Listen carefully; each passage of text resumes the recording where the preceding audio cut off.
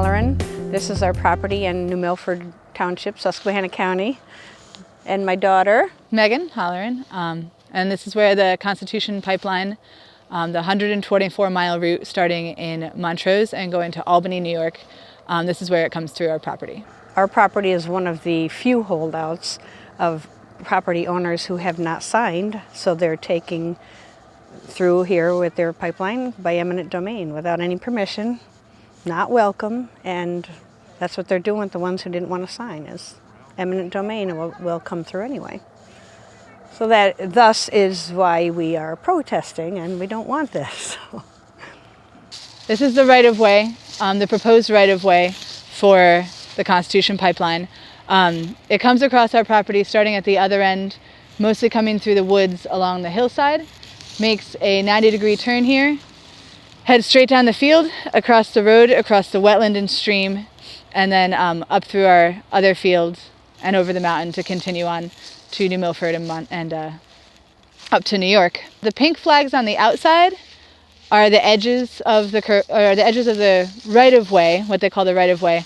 In our case, it involves a lot of extra additional temporary workspace, or additional workspace is how they call it, which is space they're going to use for construction, but not space that will be a permanent right-of-way, just that they'll be clearing or destroying as part of their construction, and then it can be reclaimed later on. The stakes with the orange and white flags on them are the center line where the pipeline is actually going to go. Ma, how big is the permanent right-of-way? The permanent right-of-way is 50 feet. If you see the distance, which is about 140 feet, I think is the total, for a 30-inch pipeline. So here's the pipeline, and this is what they're taking. It's a little ridiculous. And all the way through the woods, that much room, all that space, because they need to put in this 30-inch pipeline, which we don't want. And from here actually is a pretty good visual of it.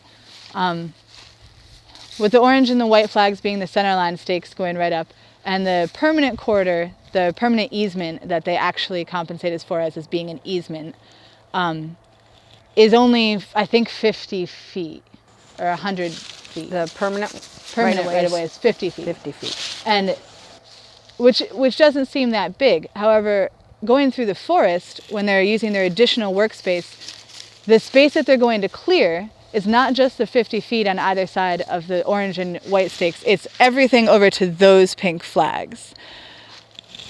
Which is a ridiculous amount of space. It's an additional 90 feet. They wanted 50 extra feet on one side and 40 extra feet on the other side. So it adds another 90 feet on, yeah. So now you're up to 140 feet for, yeah, same thing. Which isn't permanent. However, they're going to clear the trees on the entire space, just for the purpose of construction. But do you want to walk up this? We'll walk up the road. It's probably easier than hiking the hills. Good. Now the other thing about this, the eminent domain on this particular property, is that there's a stone quarry up there at the top of the hill, and we have talked to the owner of that property that comes up to ours about why they couldn't just move the pipeline off of our line on the other side of that stone quarry, which, by the way, is pretty level, and this part we're going to walk through is not level at all. They could go up on that other side, it's level, there are no houses, no one lives there. It's open land, and he has agreed that he'd be fine to having them go through there. But they don't, for some reason, that was never an option with them, even though we brought it up multiple times. And for some reason, they don't want to do that. They want to cut right through us, which is another reason why I don't understand it. They have a viable alternative. They don't need to come through all of our woods that we use.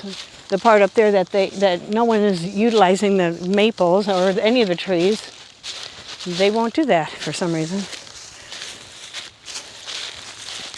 This is just a trail that we use for our recreational vehicles and for getting up and down for the trees and things. The property here is owned by 5 siblings.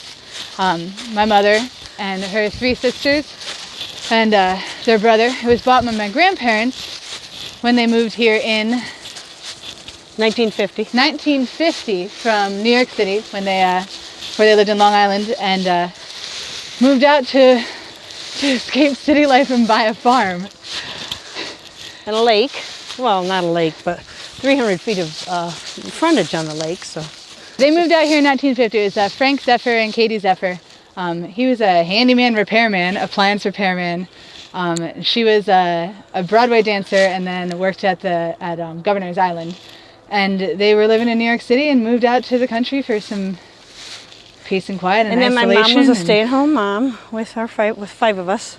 And some We chickens grew up here. and a cow. And a lot of animals. So we grew up here on 27 acres or whatever it is. Now it's 23 and a little over. A couple they sold to our friend right next door because he needed a right of way through his property. So that's the only part they sold off.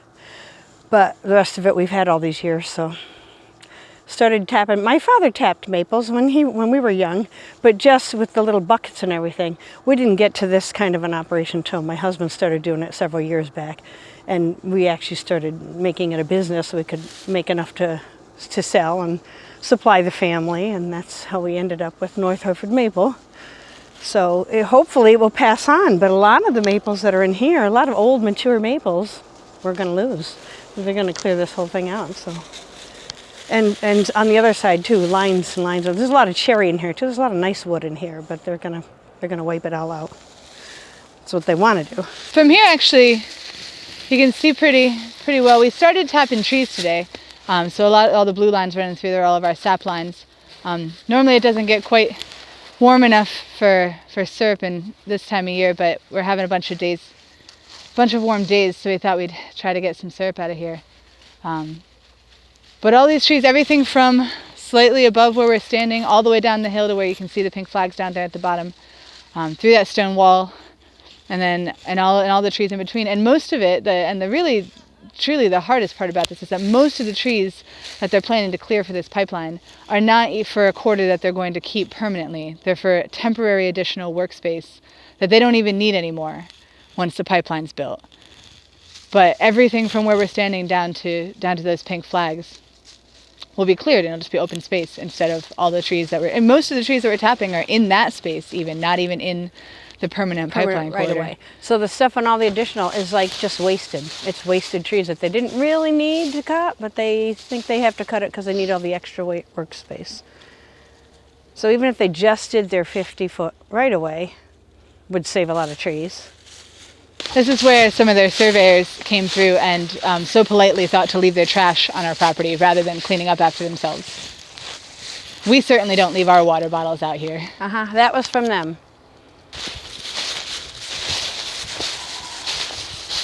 This is another one of the stone walls that they're going to be taking out as they cut through.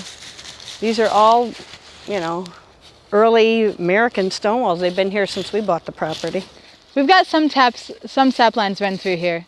I don't even have, I'd say maybe a third of the trees that I could be putting taps into, or what we currently have lines on. There's dozens and dozens more that we're going to try to get to in the next couple of days. It's a pretty dense, what we call a sugar bush. There's a lot of mature maple trees that take 30, 50 years to reach a size that is big enough for us to put taps in them. And now, we really can't replace certainly not within my parents' lifetime, probably not even within mine. We won't be able to grow any of these back to the point we'll be able to use them for making maple syrup. There's a ton of maples in here. A lot of potential for some really good syrup this year. And the right-of-way continues straight back. It's still pretty massively large. The flags that you see here where all the blue lines are again this upper end of the corridor. The lower end of the corridor is all the way down there. It's at the bottom of the field. Yeah.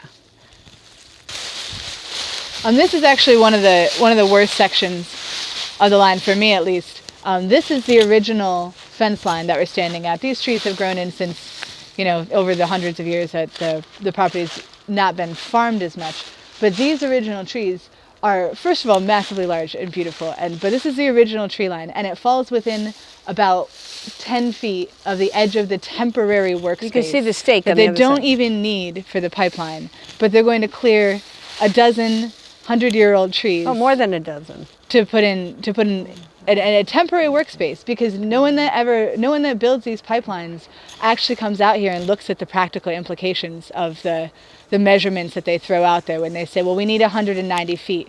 No one's ever been here to say that, that 190 feet is going to take out a lot of things that maybe we could try to avoid, but they don't have any person that does that actually looks at what it is, what the damage they're doing is, and actually looks at what they're clearing and makes logical or reasonable decisions about it. So when we say things like, could we, when we were originally talking to them about the line, and there was talk of negotiating some sort of a settlement, signing something and negotiating some sort of an easement, they flat out refused to work with us on anything like this, saying, well, could we make the quarter a little bit smaller? Could we put it somewhere that might be a little less destructive to the property? Could you find somewhere to put part of it and only use part of the property? And the response was just, no, that's where it's going to go. And one of the requests was, shorten up your temporary workspace. Just put the 50-foot right-of-way through. Oh no, we need the extra workspace. And when the people come to cut, they're just going to have an order that says, cut where those stakes are. They don't care that there's a line of 24 perfectly beautiful mature trees, that they probably could move that line about 10 or 12 feet this way and save all those. They won't know that. They'll just cut them. But there's no accountability for it. Like, there's no one that, the people that make these decisions don't get to talk to us, and they don't get to hear what we have to say about the what you have to say about your property, the property that we own, that you're going to continue to pay taxes on, and then I'm going to continue to pay taxes on. And we're going to have this massively large pipeline running through here that's cleared all of these trees, though we can't use the space for anything. But the taxes will be paid by the landowners here for forever. The pipeline easement is perpetual. It never ends. There's no end date on it. But we'll continue to pay the taxes. Or if we sell it, if anyone ever decided to sell the property, the new owners will pay taxes on a pipeline easement that they can't use for anything other than driving across or planting corn, which we don't do. And it's just, it's sometimes mind-boggling to think about the fact that no one that works for Williams or Cabot or any of the companies that are involved in this, and no one that works for any of these land agent companies and the people that are negotiating these easements, none of them have any connection to the people whose lives they're impacting and have any reason to have sympathy or to be rational about it, and to be willing to listen to landowners when they say things like, I could maybe negotiate if it were slightly smaller. And, the response to it is just, no, take it or leave it. And in our case, it's leave it. It's, there's no reason to sign any agreement for something that we don't agree to. And the fact that they want to come through, put in this big fat pipeline, it's there forever. It's a perpetual thing. Like you said, there's no end date on the lease or the contract. They pay you once. They want to pay you once, leave it there forever. We're stuck with it. We had no say in it. We didn't ask for it. We pay the taxes on it forever. Why is that? How is that fair? How is that fair for them to be able to say, well, this is what you get. You're stuck with the taxes. We're going to give you one payment and we're done and we're out of here, and that's going to stay there forever. How is that fair in anyone's book? How does that even get to be legal? Especially in the situation that we're currently in, where they've received their partial notice to proceed. FERC has granted Constitution Pipeline the partial notice to proceed in Pennsylvania, not in New York State. New York State is still considering whether or not to issue a 401 water quality permit, which they need in order to begin construction of the pipeline. So FERC has not given them permission to begin tree clearing in New York State. However, in Pennsylvania, literally any day now, without any kind of notification to us, they can start coming through and doing non-mechanized tree clearing, which is with a chainsaw, workers walking in with chainsaws and cutting the trees, not picking them up, leaving them lie here. However, they still don't know for certain that they're going to get all their permitting to build the pipeline. So for all we know, hypothetically, they could come through here, cut all of these trees tomorrow, leave them lying on the ground, and then not get their permits in time, not get the notice to proceed in New York State in time, not meet their in-service date of next December, and then have the whole thing delayed and possibly canceled. And our trees would still be knocked down. Yeah. And gone. I suppose they would probably have to compensate us for them, but Sure. they haven't actually compensated us for anything yet. So there doesn't seem like there should be any reason why they should be allowed to come through here and start cutting trees. If cutting trees is not fixable, you can't put them back. It's a fairly permanent action on their part, and they're being allowed to proceed with it despite the fact that it's still not 100% certain that the pipeline will even be built. Yeah, what do they do after they've cut them all down and something happens and the whole thing gets stopped? Oops, sorry, we just cut all your trees. We're out here with a large group of wonderful people who are committed to helping us try to Very supportive. to show the resistance to this and show that this isn't something that we deem to be acceptable or okay. It's something that should be illegal, and we've got a good group of people out here to try to help us to deter anyone who does come out to cut the trees from doing so, and try to cause enough of a delay that, that maybe we'll be able to stop it from going through. But even if we can't, and even if the pipeline gets built, and even if, all of our worst nightmares come true out here, at the very least, someone has to speak out about it, and someone has to say, this really isn't okay. And because the more we say it, and the more we say it, and the more people that say it, eventually someone who can make a difference will have to listen, and that's really the thought out here, is that especially for all the other landowners who they come through with their agreements and they say, don't let it go to eminent domain. If you don't sign this, you are going to take it by eminent domain, and that's super scary, and you should be terrified that we're going to take it through eminent domain. And this is what eminent domain looks like. It doesn't look any different than if you'd signed a lease. They're still they're going to do just as much damage. You're still going to get paid. And they try to make it seem like such a scary thing, but they're doing the same. The destruction and the impact to you is the same whether or not you signed a lease. At least when we haven't signed a lease, no one's given permission for this. We have every right in the world to stand up and say, we don't want it. And we think everything you're doing is wrong, because no one's given permission, and no one said they want it. And it's not about the money, and no one cares about the money. It's about, this is private property. This is land that was purchased as private property for people to live on, enjoy, use commercially, like run our business on.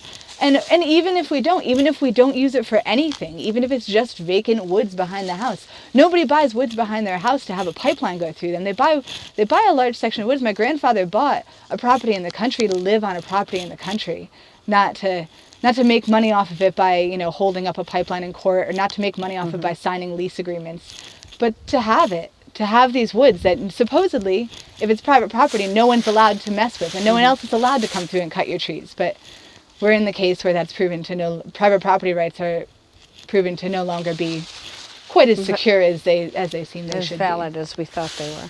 And the same thing with, I have children, my one sister has children, my brother, and this land will eventually all go to you. I don't want to leave you a piece of land with a big fat pipeline running through, or two, if another one comes in. Not what you want to inherit is, and you had no say in the matter. So I say, no, I don't want that. And then they say, well, we're putting it in anyway. There's the legacy I'll leave my children and my sisters and my brother's kids, is a pipeline going through the property now, which we didn't ask for.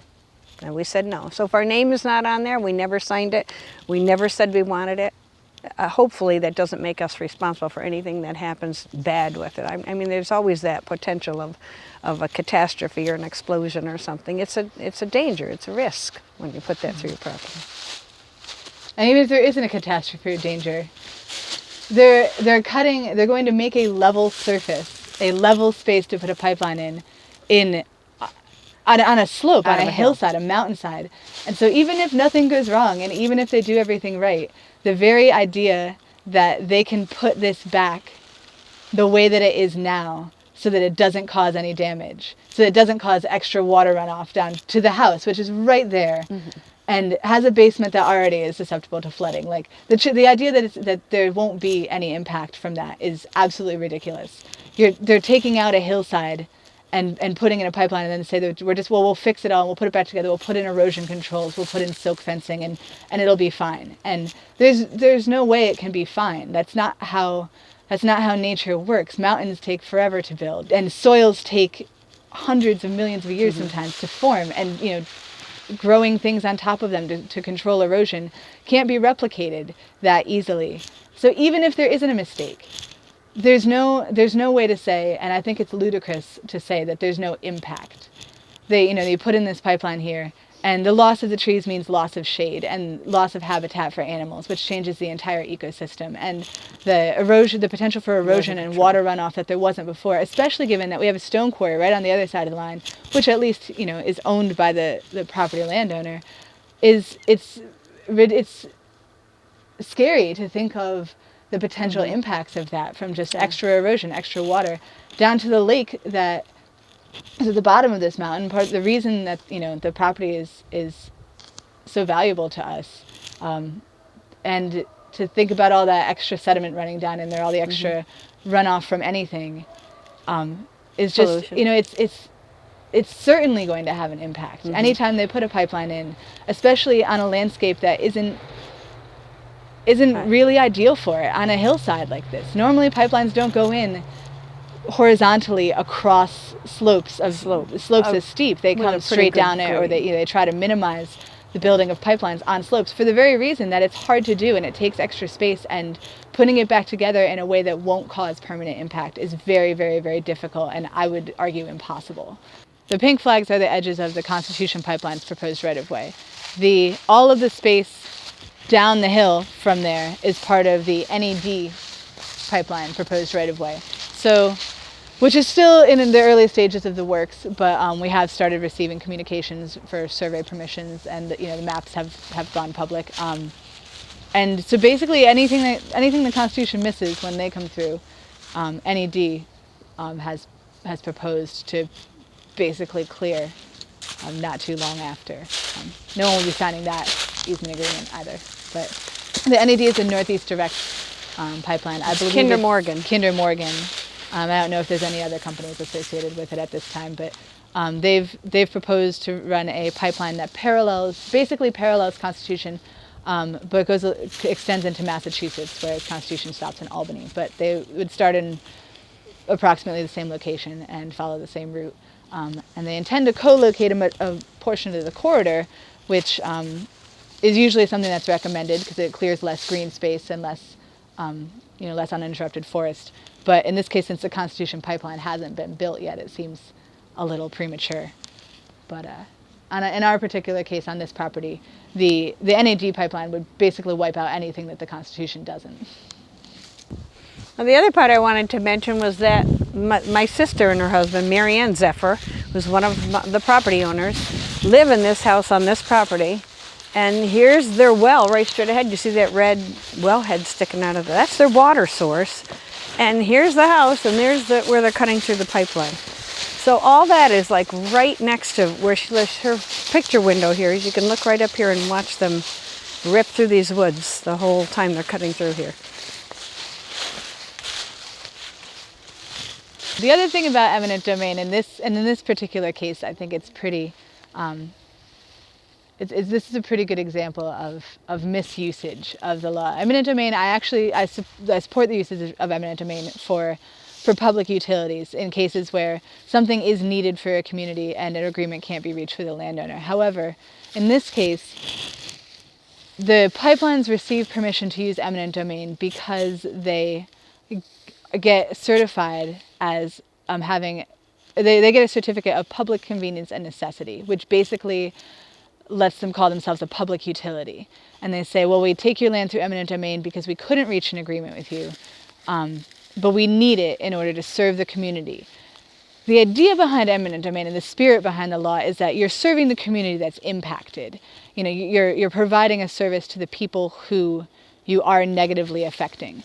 In this case, that couldn't be further from the truth. The natural gas that is intended to be piped from here to New York State will not serve us. We can't tap into this line. We don't get a discount on our natural gas rates. The house is not heated with natural gas. It's a wood stove. The trees are far more useful to the heating of that house than any natural gas line running back here ever will be. And part of the problem with it is that because they've been claimed as a public utility, they get this potential to lobby by saying, these landowners are being difficult, and we're trying to do a good thing here, and so we need this power in order to take the land as we want it. What's really happening is that pipeline companies, when they're deciding where to put a pipeline, are basically drawing a line on a map, and then they don't want to have to move it. It's not that they couldn't reach an agreement. Multiple people along these routes sign easements because they want the money, maybe because they don't care, maybe because for whatever reason, but do sign easements for pipelines, and whether for good or bad, pipeline companies, because they're allowed to use eminent domain and because they're allowed to call themselves a public utility, don't have to put good faith negotiations into getting people to sign those agreements. They can say, eminent domain is so scary, you just should sign what we've put in front of you, because everyone's started to realize by now that when a pipeline comes to you and says we're putting this through your land, it just means that they will. It means that even if you wanted to negotiate, even if you wanted the line there, you don't have the power to really make what you want as the property owner known, because it's become such a common thing for a pipeline just to be able to say, we've already drawn the line on the map, so that's where it's going. And they're transporting this gas into New York State, into New England. So no one along, theoretically into New England, potentially overseas, potentially to Canada, potentially who knows where. And so even if they are transporting it to New England, and even if this natural gas is servicing New England, no one in New England is being negatively impacted by the line. So the usage of eminent domain is just inappropriate. It's not in any way benefiting the community. They say, well, it's an economic benefit, but the amount of money that they're offering as a one-time compensation for a permanent right-of-way, for land that the value of which you will never be able to recuperate, is ludicrous as an idea of being a benefit from the usage of eminent domain. It's a case where a power that was intended to serve a lot of good is being grossly misused by a private corporation existing for profit, claiming that we need to be able to get gas to New England and that this is for the good of the American economy and the American people, when in fact there's plenty of pipelines that transport gas to New England. This is not the first. It won't be the last, and it's certainly not the first one to go through. This isn't new. It's not serving a new market. It's not connecting something that had no way to connect otherwise. And every single claim they make as to why they're allowed to use eminent domain is basically false and requires a lot of legal loopholes and technicalities.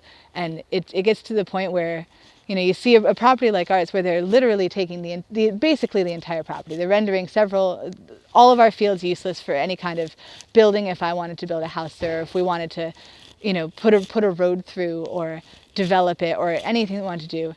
And they're doing it by saying we're benefiting the community, and we're a public utility, and you should think of us like a roadway or a power line or a bridge replacement.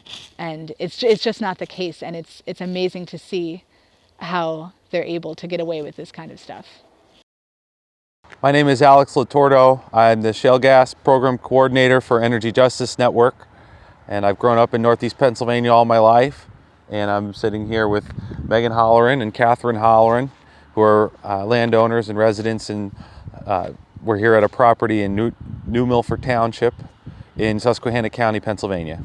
We're here today to talk about the Constitution Pipeline, which is a proposal by Cabot Oil and Gas and Williams Partners to build a pipeline using eminent domain to seize properties across Susquehanna County up to Schoharie County and up in upstate New York.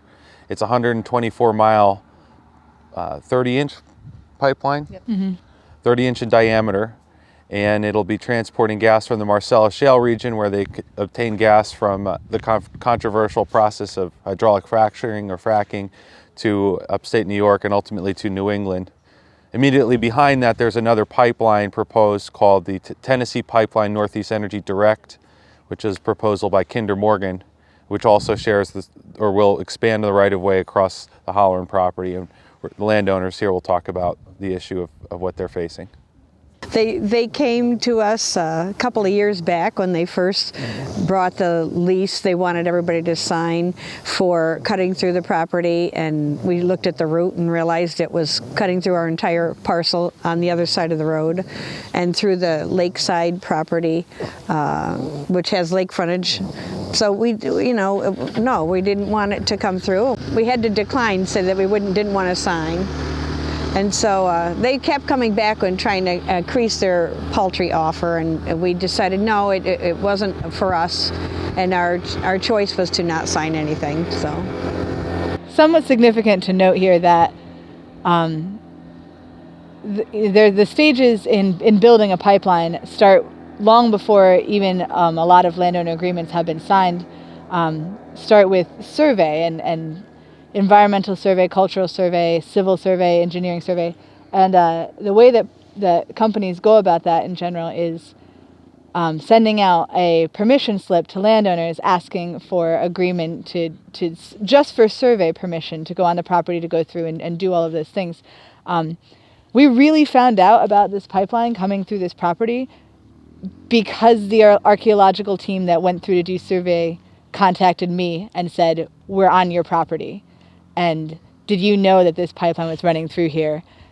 And I spoke to my parents and the other family that lives here, and I don't think prior to that anyone had really any idea what it was that they were talking about, that there was a pipeline proposing to come through here with they hadn't brought an agreement, an easement agreement. They hadn't sent a land agent out to negotiate. They sent a slip in the mail that says, "Can we have permission to do environmental and cultural survey?" And in some cases, don't even really need it to be signed, just need you to not say no. And crews start coming through to do those services for the pipeline and clear sections of right-of-way for not having an environmental or cultural resources, and to send the civil people through without people even really knowing what it is that they're agreeing to, because no easement agreement has been reached and no one's come out to actually talk about the pipeline. So I think that's an interesting thing to keep in mind. So in this case, the survey for the pipeline, where they'd actually sent the environmental crews, the archaeology crews, the civil crews, happened almost before anyone even knew a pipeline was being proposed here. And before anyone really had a chance to think about denying survey permission, it had already been done. What year give us a timeline of what you've seen happen regarding Constitution? All right, that was in 2012 or 13? 12, I think, yeah. That was in the summer of 2012. And after, you probably were approached by land agents, so I guess that fall was when the negotiations probably began, when someone finally came out with an agreement. And especially because it's an eminent domain case here, it's also important to realize that there was an attempt to work out a settlement, or at least to entertain the idea of an easement agreement, but there wasn't much negotiation involved in the process. It was mostly just, well, here's more money, not actually a negotiation of what are rights, what are the sizes of the pipe, the size of the corridor, relocations of the corridor. It was always just, well, all right, but how about more money? How about more money? And I think that's how it ultimately came to, there's really, no one really wanted the pipeline to begin with. And then when it was realized that, there's not much to be gained through negotiation other than more money, and eminent domain seems like the better way to go in that case. And many landowners also, when they signed, or they were okay with it because they didn't realize, I'm sure, at the beginning, the implications of what it was going to involve. And maybe they had other reasons, or maybe they actually needed the money. That's fine. And if they had somewhere that they didn't mind that the pipeline was going to go through, if they thought, I think a lot of people at first just didn't understand what it meant by putting in a pipeline, where they're going to actually dig a huge ditch and clear all the land, and that's going to be buried there. I think people even thought at the beginning they'll take it out when they're done and it'll be put back, but it took a long time for everybody to kind of catch on. Oh, here's what they're actually doing. When we started seeing some clearing going on, and then you realize this is what they're doing around. That's what it's all going to look like. So, and for the ones who had to sign, and we're okay with signing it and taking a compensation for it. I don't, that's okay. I don't condemn them. I just think that if we say no, they should make some other kind of arrangement. They should have to go around us. If you say no, you don't want it through your land, then and if enough people say no, they shouldn't build it. The other thing about eminent domain in this process is that when we first started out, and at the land agent meetings that I was present for, and I know at several of the others that I wasn't there for, they say, well, we have no intention of using eminent domain. We intend to come to an agreement with all of the landowners on the pipeline. We don't intend to use eminent domain. Which then eventually, as you continue to refuse, this is, if we don't come to an agreement soon, eminent domain's not something that you really want, and they start to make it sound very scary, and they start to make it sound like that would be the worst thing that could possibly happen to you, is if you didn't sign an agreement and you let the pipeline go to eminent domain. And that's just not true. If that were the case, they would just take everything by eminent domain and not bother to try to reach agreements and not offer more money and more money. They would just say, all right, you said no, we'll take it to a court. But they don't. They try to make you so terrified of the very prospect that you might find yourself facing eminent domain that you'll just sign something purely for the reason of avoiding it. And thank goodness in our case, we were a little bit better educated on it and did a little bit more looking into what does eminent domain really mean, and is it actually as terrible and as scary and as horrible as it seems? And it is terrible in the sense that your land is being taken, but for the purposes of, if you're going to have a pipeline through your land and you don't want it there, eminent domain is certainly proving to be a better route than being bullied into signing an agreement. When you don't want it and you don't want it anyway, even if you do want it, eminent domain is kind of in some ways the better way to let it happen. And the pipeline company is so scared of the fact that you might actually take it that far, because they don't want that on their records, and they don't want that on their publicity, and they don't want you to be able to tell people this pipeline took to my property through eminent domain. That sounds horrible, and so they're more scared of it than we are. And thank goodness we realized that early on, and no one signed an easement agreement. That's definitely their big threat, is if you don't sign, we're going to take it anyway. And so a lot of people caved and signed, which is unfortunate, that didn't really want to, and found out that the route wasn't going exactly where they were told it was going. They kind of moved it over, or they ended up taking more land, or they cut the corner of the property off, which they didn't want cut off. I've had people tell me that. So, but they did it because of that threat that you're going to lose it anyway. You're not going to end up with what we're offering you now. And so many people thought, I guess I better put my name on the line if, I'm going to lose everything. I did just want to say, while we're kind of on the subject, and I guess this ties into it, I worked on this pipeline. I'm an archaeologist. The pipeline starts in Montrose. It runs all the way to Albany, New York, roughly to Albany, New York, Schoharie, and basically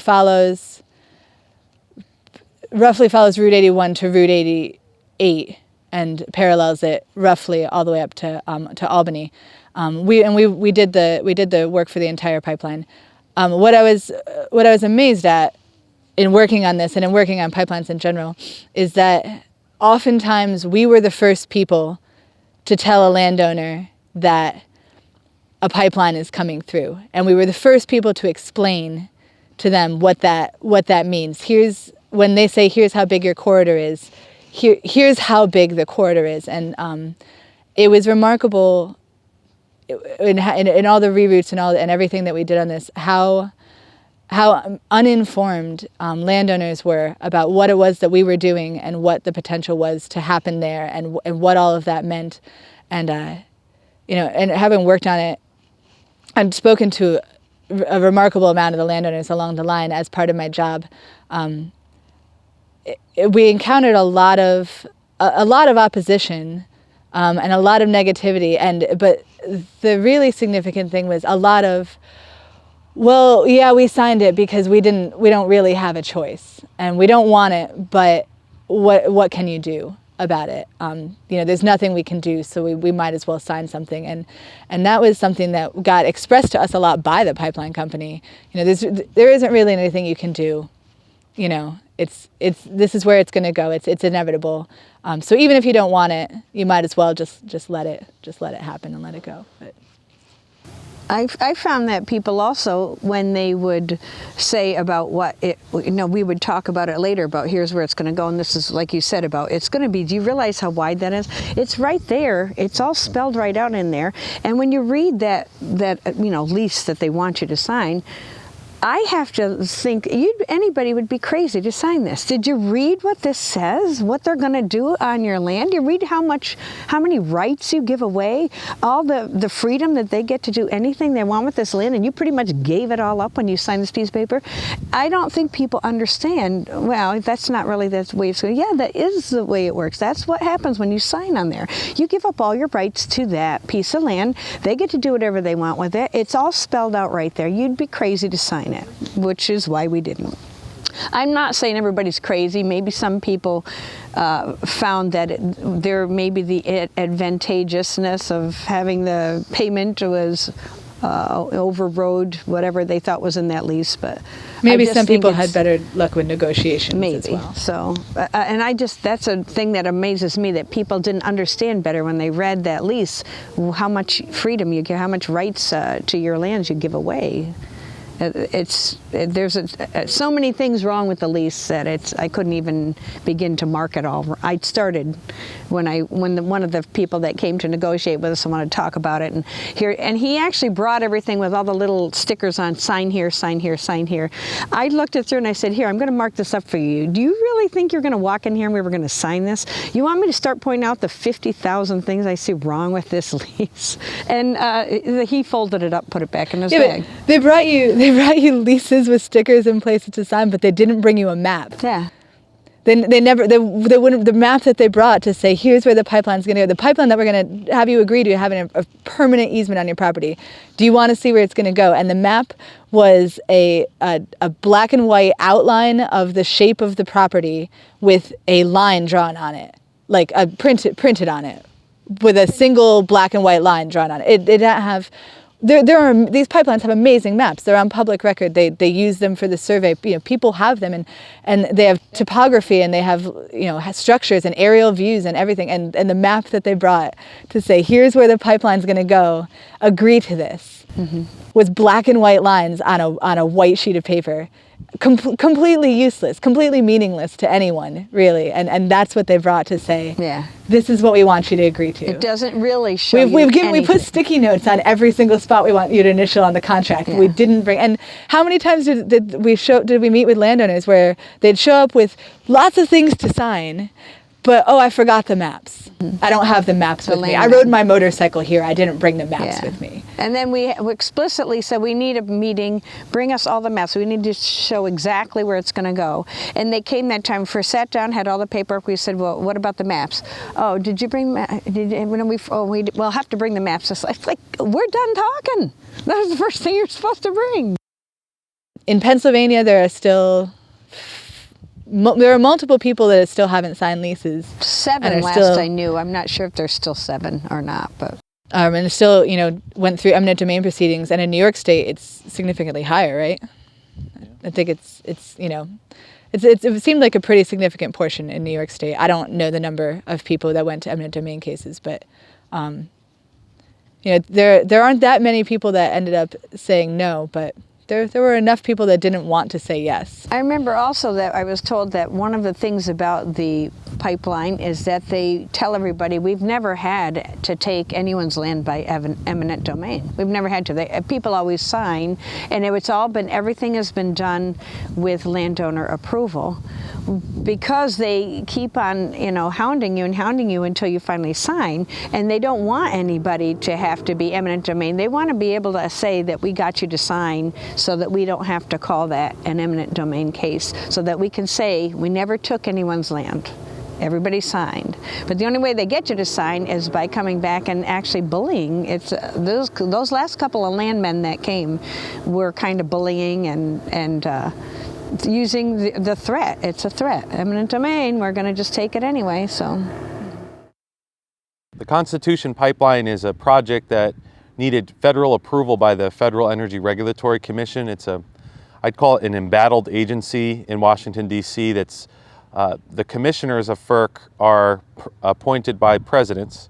The chairman is currently Cheryl LaFleur, is appointed by President Obama, has been very inconsiderate of landowner opposition.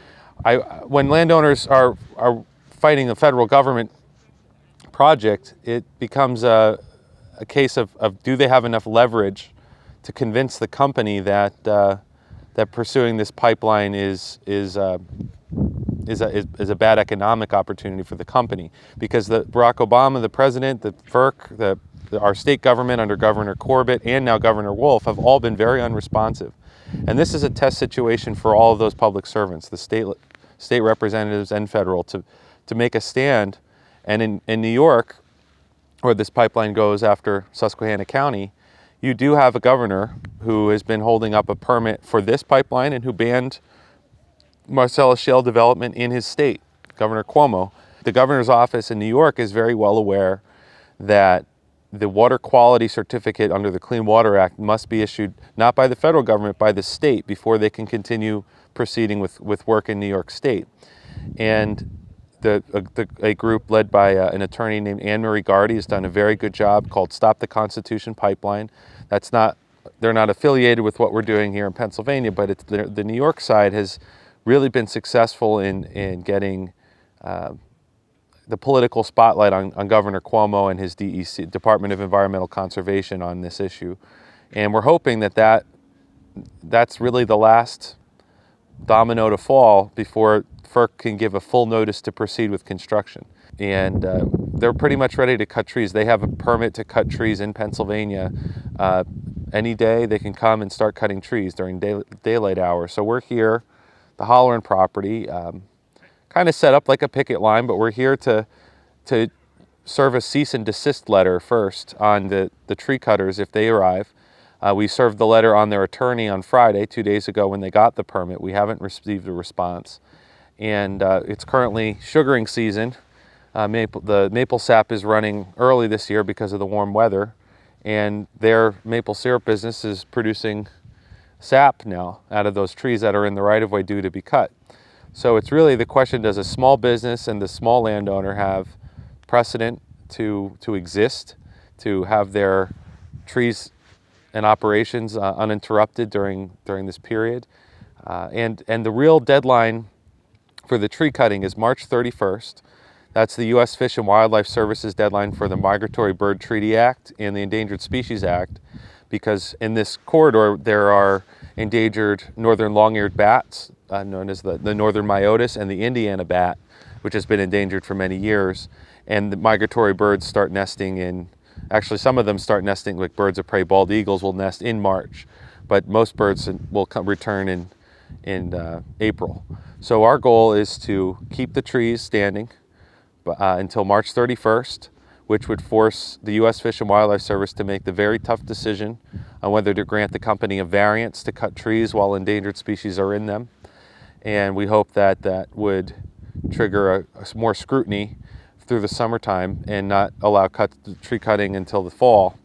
At that time, we hope to mobilize a lot more people to help out. In the meantime, we're helping empty the sap buckets, and the groups that are coming here to volunteer are helping get the last bit of sap out of the trees, and we're going to boil down the sap and make some syrup for the last time on these trees. So hopefully they won't be cut.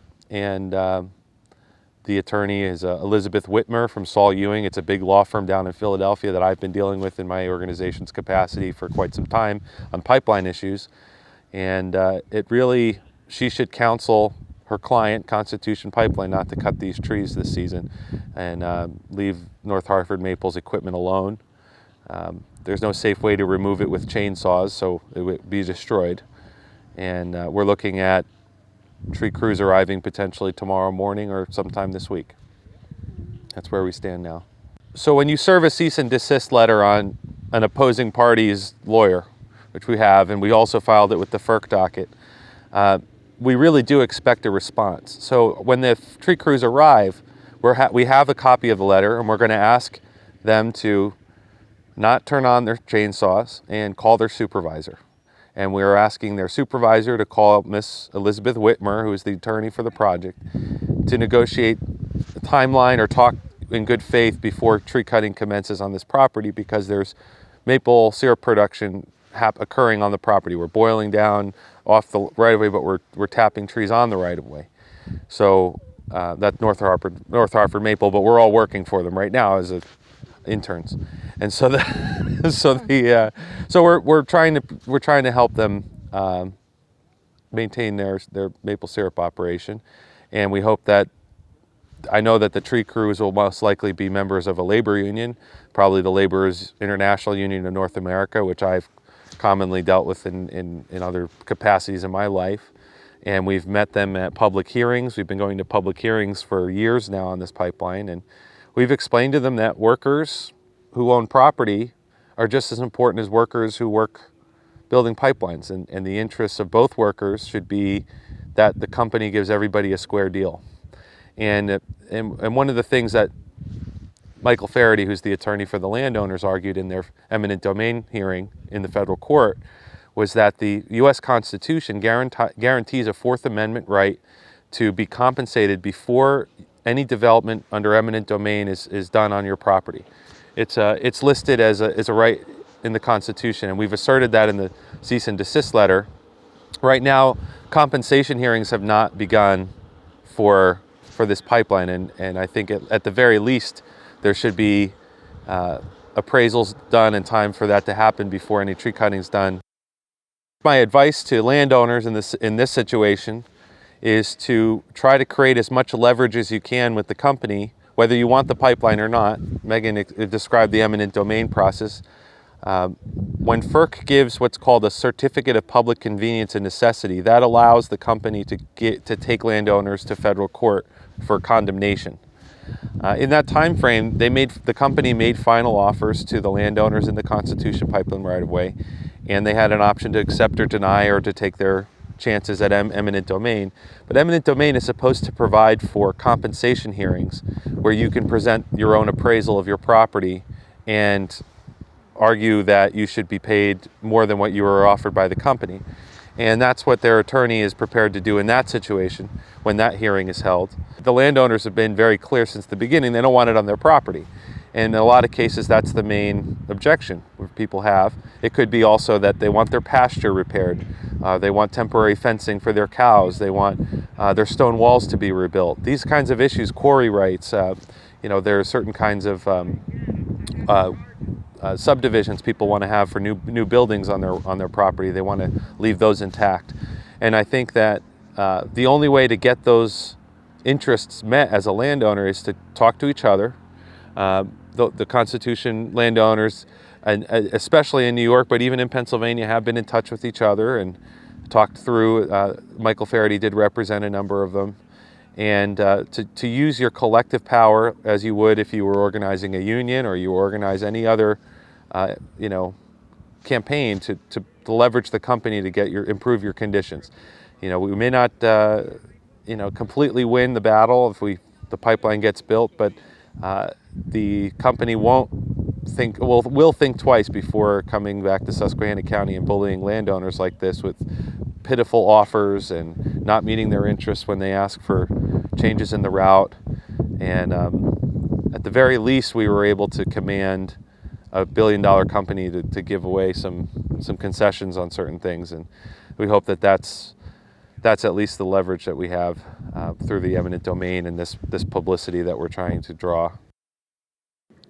So in my capacity as an environmental organizer and also as a union member, it's clear that when people get together in common interest and talk to each other and get organized and create leverage against powerful systems that that we don't think we can change, the organizing can change it.